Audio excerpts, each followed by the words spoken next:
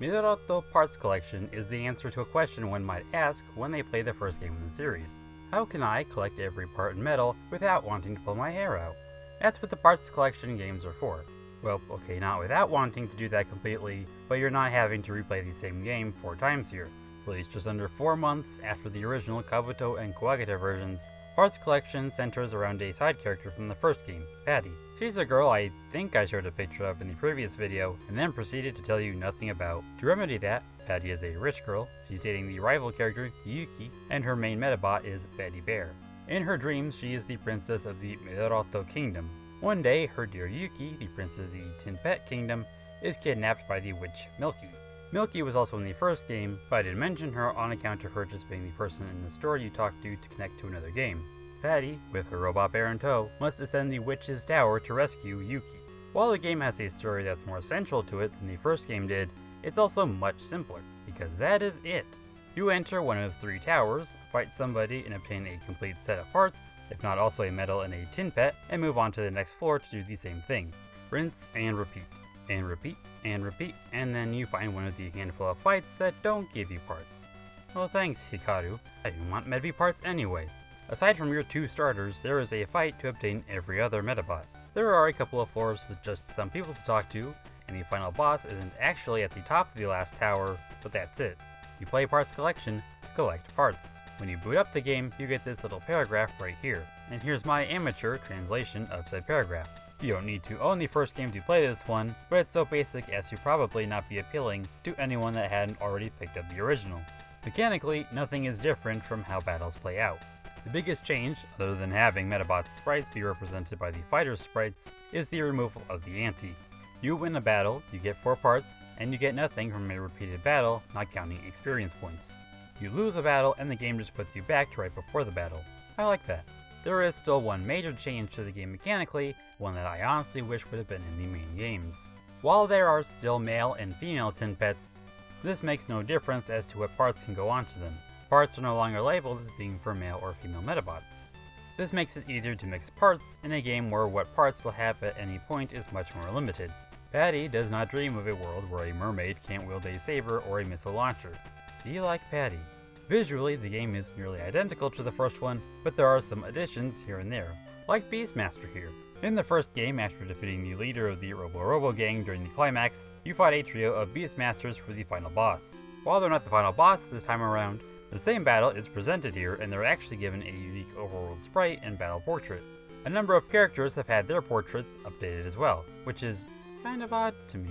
They look better in my opinion, but since it would be cheaper to just reuse as many assets from the first game as possible, I'm surprised that they would go to the effort, especially since these characters are only being battled once, and this wasn't even for the purpose of making assets to use in the actual sequels. Speaking of the first game, however, does this connect to it? Naturally. Will this untranslated game connect to a version of the first game that has been patched into English? I tried it for a few seconds, and I'm gonna say probably. I think it ran a little slower for me than when I connected the 2 patched versions of the original, but I also just was not interested in doing too much after how much I hated the process of transferring things between the first games. Nothing changes about the slow, painful process of moving parts and medals between games, but if you're interested in having a completed file of the first game, this route makes more sense. Complete both of these 1 time instead of this one 4 times. And if completing this game fully is something you might want to do, then be sure to pay attention to what's next after I talk about the ending. You climb to the top of the final tower and fight the Wolfman, because everyone from the first game is here again. Yuki is still nowhere to be found. You go back down to that odd floor that had no opponent and where the communications witch isn't standing in the same spot as the others. Surprise, it's Milky, the actual final boss. All 3 of her Metabots are knight armor. They are bulky and defend each other. She never actually attacks you, and this isn't a case of trying to run out the clock, thus giving Wolfman a streak of games in which a team of 3 blackmail is harder to beat than the final boss. Or so it would seem.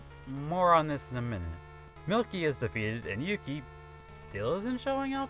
This is naturally upsetting for Patty. Yuki in the waking world wakes her up, not because she was upset, but because it's time to go. So the dream ends without you actually rescuing the prince. Why they chose to end it without letting the dream have a happy ending, I'll never know. So I'll just say that was stupid and move on. Since no battle was skippable, you are exactly 8 parts short of collecting all of them and without the Kabuto and Kuwagata medals. Interestingly enough, those last 8 parts are the ones you started the original game with.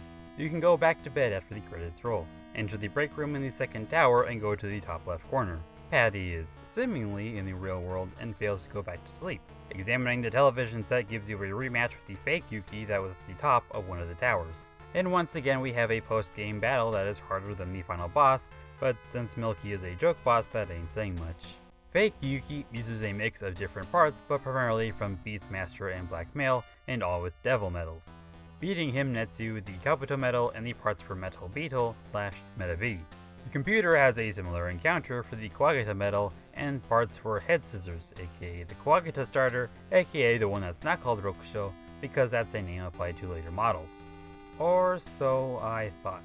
Originally, I just wrote that the last opponent has a team of 3 Metabes, and that you never fight a Rokusho in this game, since that's what happened to me, but maybe that was just the case for the first time. Which wouldn't be surprising, given how the TV series, comics, and spin-off games typically don't give the Stag Beetle starter as much of a spotlight. But then I reread a guide while doing research, and I was wrong about it? I was wrong about it. Maybe. The last fake Yuki uses a mix of parts, but also includes Metabee and Rokusho parts. And when I went back to verify it myself, since I only ever fought him the one time, one of them had the antenna head part and got the name for it, and it wasn't Head Scissors, it was Rokusho? Is the first battle supposed to be just against the 3 Metabees, or was I just really lucky? I'm going to say it was the first thing, since it seemed to happen with Milky as well. I fought her the one time I was required to, saw she had 3 knight armors, and assumed that it was always like that. Nope. At least on rematches, she has a mix of random parts. In summation, things happened, different things happened, and I felt compelled to tell y'all all of this. So, Medoroto Parts Collection. It's an okay game. Review over. Huh? Why didn't the video end? Oh, right.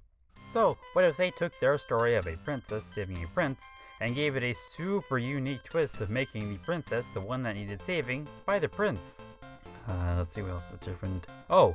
What if, instead of starting the game with Betty Bear and getting Roll Star upon reaching the first tower, you started with Roll Star and got Betty Bear at the first tower? And what if I didn't list anything else because I really don't think they switched around anything else essential? Really though, Parts Collection 2 is Parts Collection 1 again, but with 2 of the roles reversed. That's it. I did not bother completing Parts Collection 2. I liked the first one somewhat, but I'm not too interested in doing what seems to be the exact same thing again so soon. You might see these 2 nearly identical games released only 2 months apart and ask what the point of having them be separate games is. And I am right there with you, dear viewer. I've heard in a few places, but without citations, so we're going to file this under rumors, that Parts Collection 1 wasn't widely distributed, but there was a large demand for it, so they made Parts Collection 2. Now if that story is true, I still don't follow the logic. Why not just print more of Parts Collection? Why go through the effort of moving 2 characters around and creating different packaging? In the event that I'm reading this part of the script, that means I couldn't find anything as to the why. Well, this is unfortunate. Lastly, there's the language barrier. If you're English only, can you play this game? If you played the first game in English, yes. Fight, go up tower, fight, go up tower. A benefit to this game being so simple. The only thing to stop you is not knowing what parts do for battles where you need to change up your strategy. If you can't read the descriptions, look at them in the first game.